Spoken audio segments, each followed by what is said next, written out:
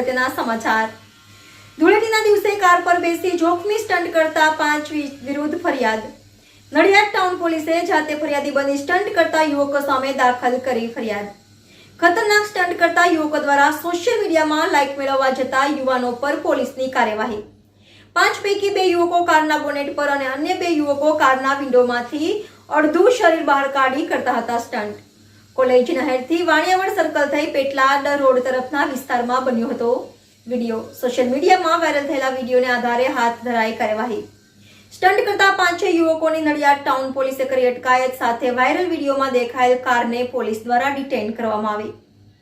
NN news Vadodara. દર્શક મિત્રો, તમારી આસપાસ બની રહેલી અવનવી ઘટનાઓ વિશે જાણવા માટે એનએન ન્યૂઝને લાઇક કરો, શેર કરો, સબસ્ક્રાઇબ કરો અને બેલ આઇકન પ્રેસ કરો, જેથી આપને નોટિફિકેશન્સ મળતી રહે।